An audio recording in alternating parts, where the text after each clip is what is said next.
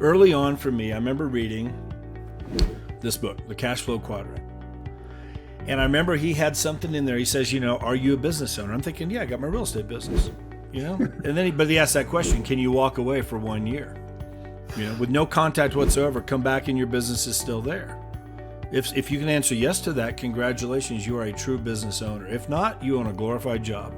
And yeah. I'm like, wow, I've got to rethink how I'm doing things. And that was something I really learned from you. I think, can you talk about that for a bit? Because you've got all these realtors out there, again, they're chasing the next deal, scrambling all over the place, on the phone at 9 o'clock at night, because, at the beck and call of everything that comes at them.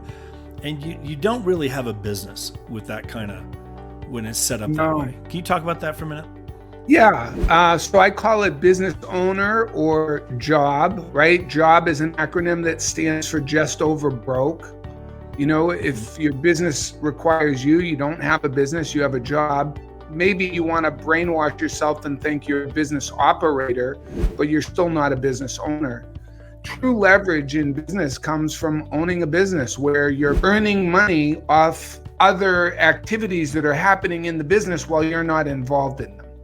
So, in my case in real estate, I got really good at systems processes, and then I would hire people and teach them the shortcuts, right? There's a right thing to say to a prospect and a wrong thing to say.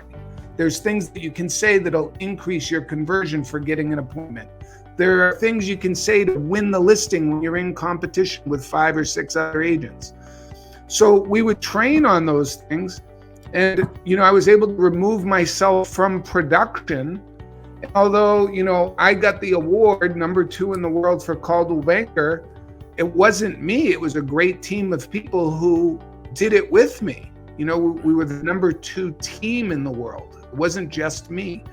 And while I was out of production, they had good quality of life because they weren't wearing all the hats. They didn't have to do lead generation, make all the phone calls, do all the back end office stuff, process listings, process sales. We did all that for them so that they could just be an assembly line. So the agents had a great job. They didn't own a business, but they had leverage in my business.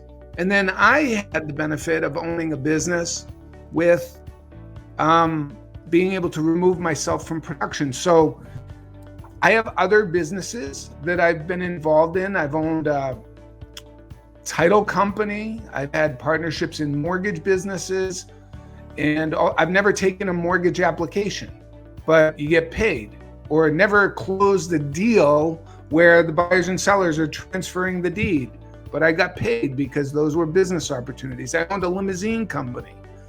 And it all sounds great on the outside, but there's a lot of shit that goes on behind the scenes to owning your own business. But that's really the distinction.